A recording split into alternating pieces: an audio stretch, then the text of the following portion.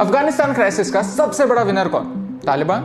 नहीं, चाइना और पाकिस्तान। और ये भारत के लिए काफी डेंजरस सिचुएशन क्रिएट कर सकता है। ये कोई कंस्पिरेसी थियरी नहीं है, एक well planned strategy. In the next few minutes let us explain कि अफगानिस्तान का ये क्राइसिस भारत के लिए क्या-क्या इकोनॉमिक और सिक्योरिटी चैलेंजेस क्रिएट करने वाला है। तो मेरी ये रिक्वेस्ट है कि इस वीडियो को एंड तक देखिए और इस इंपॉर्टेंट मैसेज को और लोगों तक पहुंचाने में हमारी हेल्प कीजिए।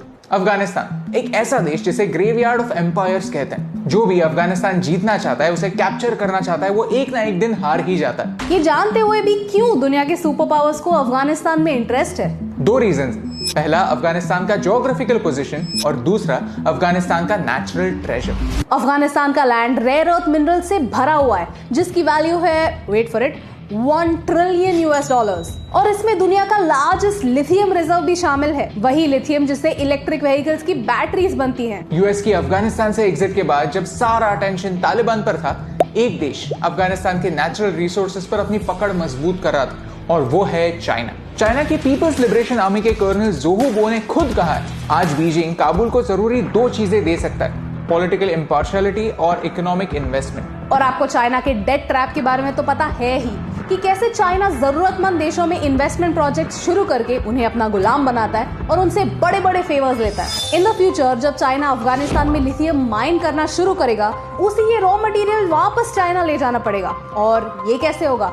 इसकी प्लानिंग की शुरुआत 10 साल पहले ही हो चुकी थी, बेल्ट एंड रोड इनिशिएटिव के साथ। ये पाकिस्तान का मैप है और ये है चाइना का इंफ्रास्ट्रक्चर नेटवर्क। और अब चाइना पेशावर और काबुल के बीच में एक मोटरवे बनाना चाहता है, जिसके जरिए $1 ट्रिलियन का मटेरियल चाइना तक ट्रांसपोर्ट हो सकता है। लेकिन अगर ये आपको कंस्पिरेसी थियरी लग रही है, then let me quote, he is China's own senior colonel, जिन्होंने चाइना का प्लान दुनिया के सामने ओपन किया। चाइना का आज का एक long term strategic investment plan है बेल्ट एंड रोड इनिशिएटिव, जिससे इस पूरे एरिया में इंफ्रास्ट्रक्चर डेवलपमेंट फाइनेंस हो सकती है। इंडिया ने बेल्ट एंड रोड इनिशिएटिव को ज्वाइन नहीं किया। इस पूरे पजल का एक मिसिंग पीस है अफगानिस्तान। पाकिस्तान के जरिए हम अफगानिस्तान तक पहुंच सकते हैं और मिडिल ईस्ट तक पहुंचने के लिए एक शॉर्टर रूट बना सकते हैं। अगली लाइन काफी इंपॉर्टेंट है। काबुल से गुजरने वाला ये रूट इंडिया के रेजिस्टेंस का इंपैक्ट कम कर सकता है। कुछ दिनों पहले चाइना ने भारत के अगेंस्ट यूएनएससी में प्रोटेस्ट किया था। जब अफगानिस्तान के सिक्योरिटी की बात हो रही थी, चाइना ने कोई इनपुट नहीं दिया। अब इसका रीजन धीरे धीरे क्लियर हो रहा है। इमरान खान, पाकिस्तान के प्राइम मिनिस्टर, तालिबान को नॉर्मल सिविलियंस कहते हैं। AK-47 लेकर घूमने वाले ये लोग उन्हें सिविलियंस लगते हैं। उन्होंने तालिबान को कांग्रेचुलेट किया, कहा है उन्होंने शैकल्स ऑफ स्लेवरी तोड़ दी। But why is Pakistan so happy?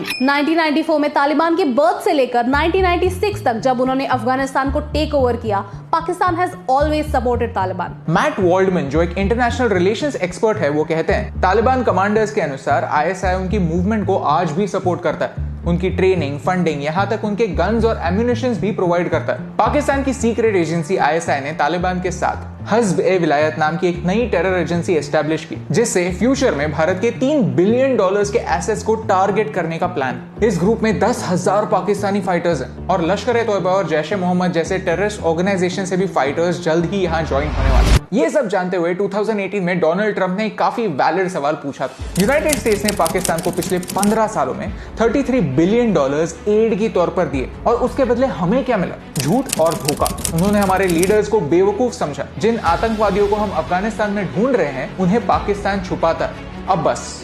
अगर आपको डोनाल्ड ट्रंप पसंद नहीं है तो कोई बात नहीं। प्रेसिडेंट बराक ओबामा ने भी 2009 में कहा कि अल-कायदा यूएस पाकिस्तान के सेफ हेवन से अटैक प्लान कर रहा है। Decision points George W Bush की बुक में पेज 214 पे वो लिखते हैं कि क्या पाकिस्तान मिलिटेंट ग्रुप्स के अगेंस्ट कोई एक्शन लेता भी है या नहीं, ये डाउटफुल है।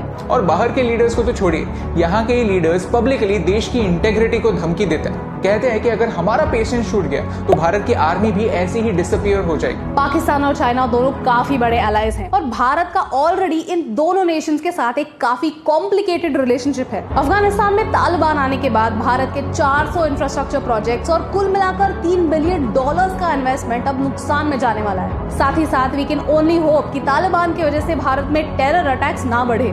जहां अफगानिस्तान में यूएस एम्बेसी के लोग भाग रहे थे, भारत अपने लोगों को वापस बुलाने के लिए रेस्क्यू मिशंस कैरी आउट कर रहा था। अफगानिस्तान में 2 ऐसे एम्बेसीज थे जहां पर कुछ भी डैमेज नहीं हुआ, और वो है चाइना और पाकिस्तान की embassies. And this is what worries me. इस वीडियो के लिए बहुत रिसर्च किया है, पिछले 10 सालों के आर्काइव्स और आर्टिकल्स पढ़े हैं। एक एक फैक्ट को ढूंढ कर निकाला है और आने वाले कुछ दिनों में और ऐसे फैक्ट्स आपके सामने हम लाएंगे। तो प्लीज इस इन्फॉर्मेशन को और लोगों तक पहुंचाने में हमारी हेल्प कीजिए। ये हमारे नेबर्स की जो कंस्पिरेसी चल रही है वो हर इंडियन तक पहुंचना जरूरी है, क्योंकि बात सिंपल है, चाइना दुनिया की इकलौती अनडिस्प्यूटेड पावर बनना चाहता है और भारत एक ही ऐसा देश है जो उसे टक्कर दे सकता है, क्योंकि भारत एक यंग देश है, उभरता हुआ देश है और दुनिया का सेकंड लार्जेस्ट मार्केट है। भारत ने चाइना के वर्ल्ड डोमिनेंस प्लान को जानकर ही बेल्ट एंड रोड इनिशिएटिव में पार्ट लेने से मना कर दिया था। अगर आज भारत वीक हो गया तो चाइना को रोकने वाला कोई नहीं होगा। चाइना, पाकिस्तान और तालिबान का ये प्लान जानने के बाद भी अगर हम देश के अंदर ही अंदर छोटे इश्यूज पर, पेटी इश्यूज पर लड़ते रहेंगे तो हम उनका काम आसान कर देंगे। So this is the time to stay strong, stay together and stay safe. और ये इंपॉर्टेंट मैसेज आप तक पहुंचाने से मुझे